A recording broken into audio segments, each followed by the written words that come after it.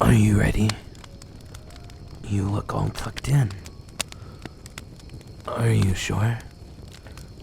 Is there anything I can get you? Anything at all?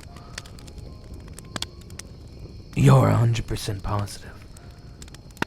Okay. Well, here we go, I guess.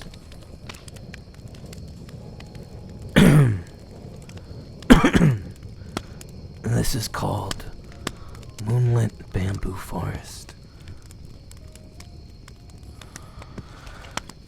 Between the rustling emerald curtain of foliage, in a spot where the croak of frogs and shrills of cicadas meet, lies a corner of the forest that is withered and dry, just near the wetlands beneath the mountain crags. The bamboo forest of Mount Chinse is the verdant home to many fables. After a spell of rain, a cadence of drips and drops can be heard, bouncing from the bamboo leaves and hollow bamboo stalks. Along a winding path between the bamboo spires came a young boy. He swiftly made his way along the trail, climbing up damp crags and running down its paved mossy course. Listener, the hell's a crag? Oh, you don't know either. Well,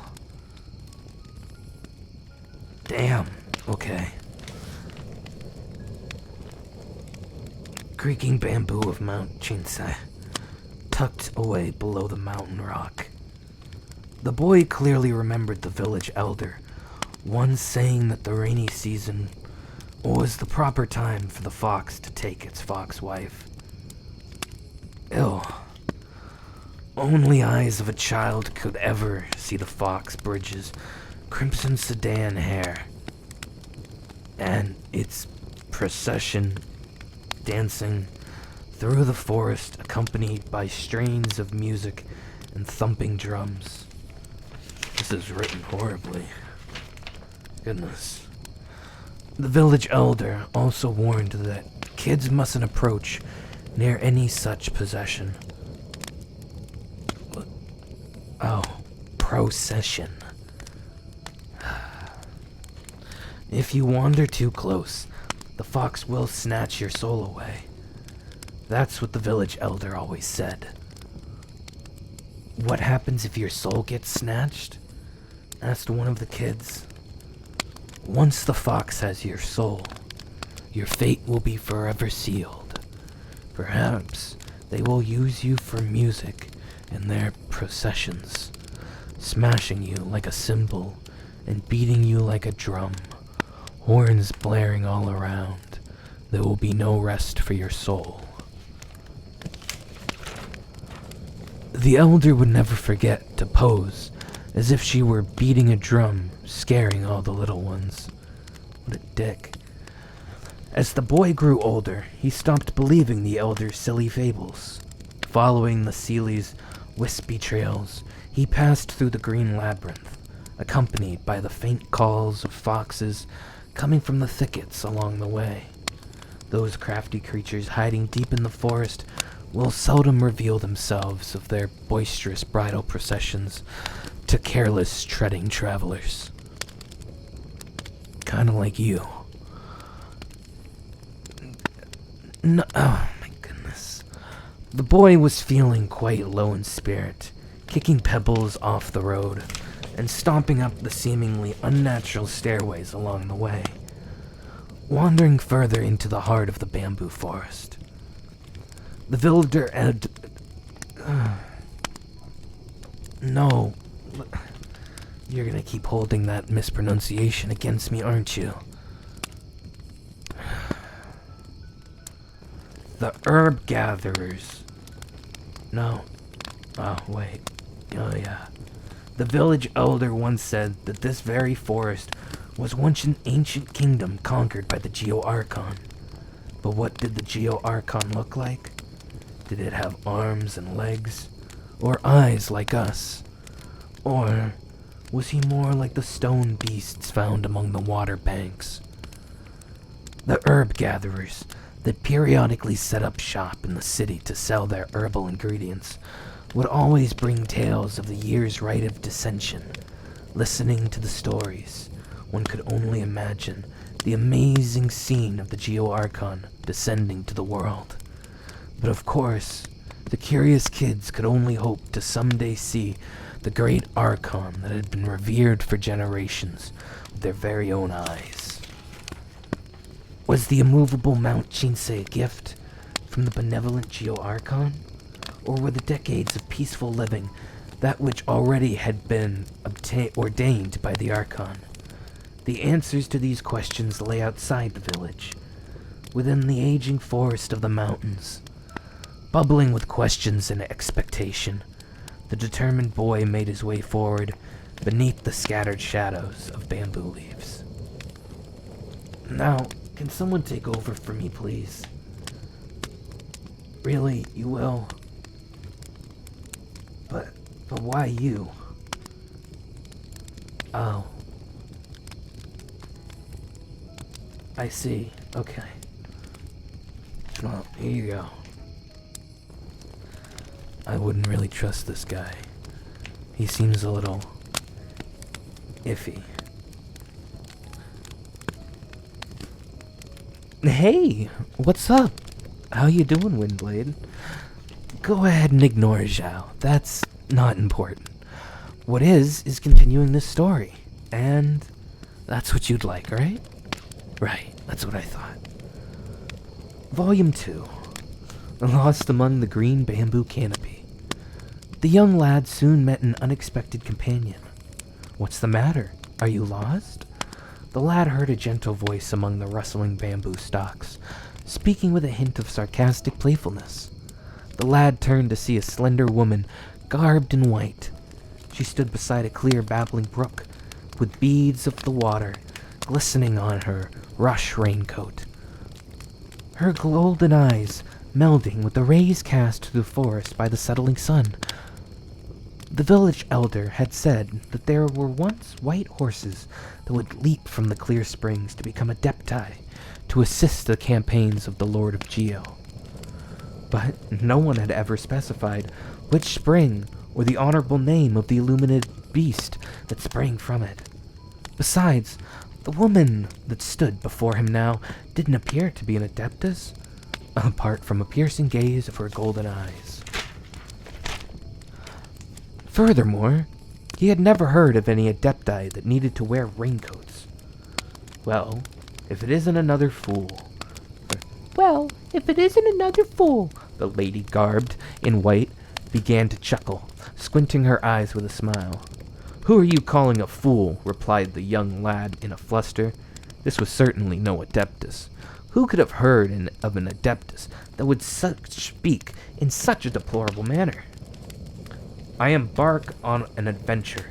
I wish to sail across the seas and witness the stone spears of the Lord of Geo myself. You've only just embarked on your journey, and yet you've already fallen astray among the bamboo forest. The woman's reply was calm, and even her eyes making a subtle smirk. The lad already found her peculiarly annoying. I don't need your... There's no shame in being lost. Come on, follow me. I will lead out of here. The woman snickered and extended her slender hand toward the boy. Her white skin glimmered under the rays of the sunset that shone between the bamboo leaves. Thank you. The young lad took her outstretched hand. Her skin was cold and damp to the touch, much like fresh rain upon a mountain of dewdrops upon a bamboo shoot. The setting sun gradually fell behind the mountain ridge, and the afterglow in the clear above gradually began to darken.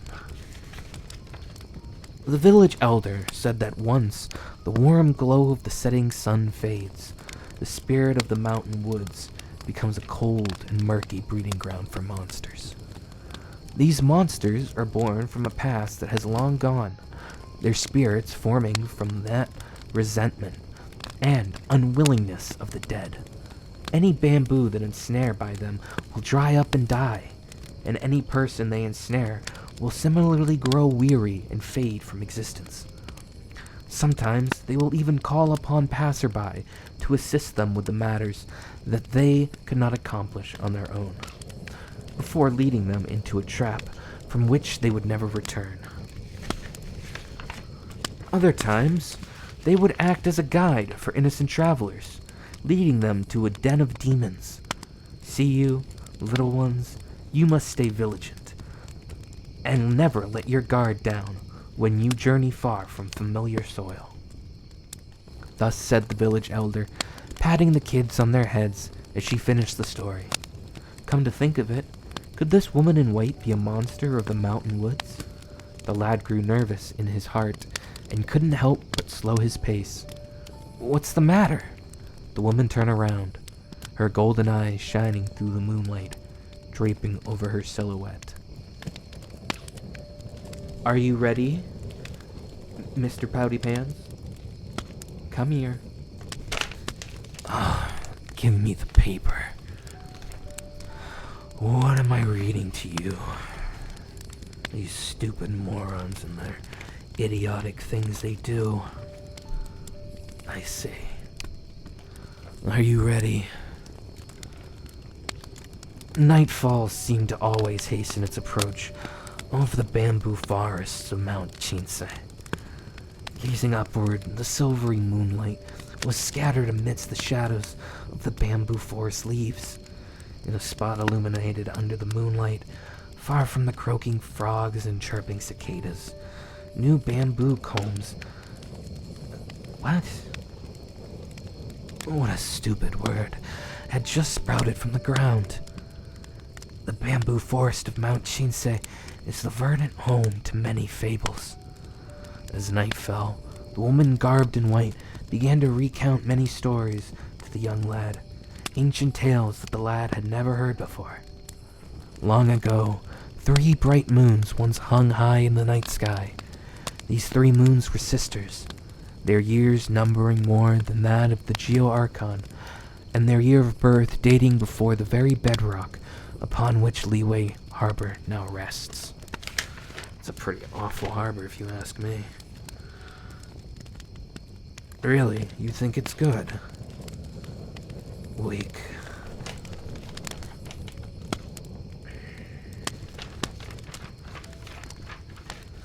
The moons were daughters of prose and song. Is that right? Prose? Yeah, it's about like that. Okay. Sovereign over the night sky, they navigated the heavens above in their silver carriage, alternating with one another thrice a month. If the rain was not promptly passed from one sister to the next, a terrible disaster would occur that very day. These 3 luminous moons shared but one love, the stars of daybreak. Only the fleeting moments, when day and night converged, could one of the 3 sisters pass the fading stars and gaze upon the chambers of the morning stars. Moments later, as the new dawn would break over the horizon, the carriage would quickly ferry the night sister away. The 3 sisters shared an equal affection for their one and only love, much like the affection they shared for one another. This was all before the world was smashed against the tides of great calamity. With time, disasters overturned the sovereign carriage and laid ruin to the halls of the stars. The 3 sisters of the night turned against one another, leading to their eternal parting by death.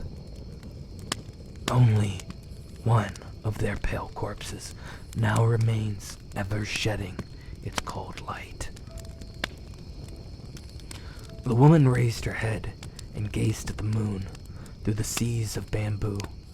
Her long, slender neck was covered in the silver light, and her eyes shone gold. The wolf packs of children of the moons They remember the calamities and the tragedies that ensued. Hence, they lament the fate of their mother with each new moon.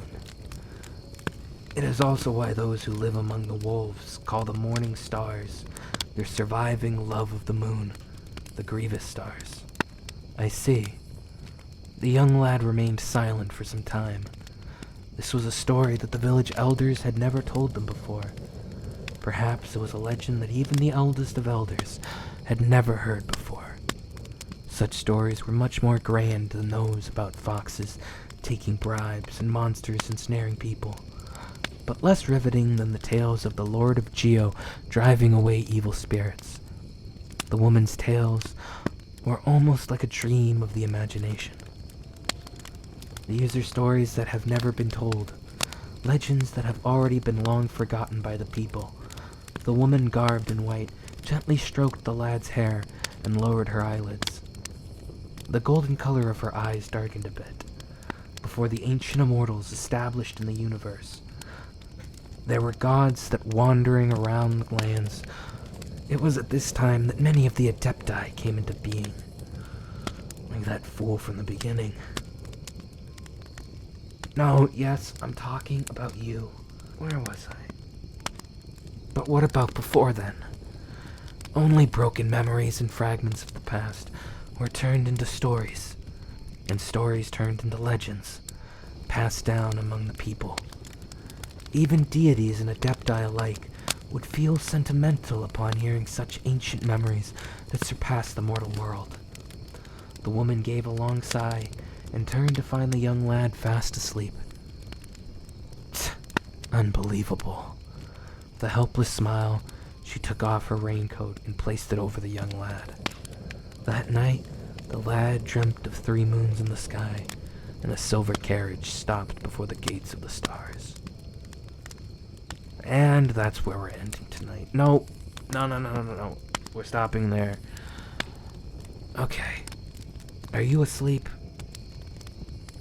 Tough shit if you're not.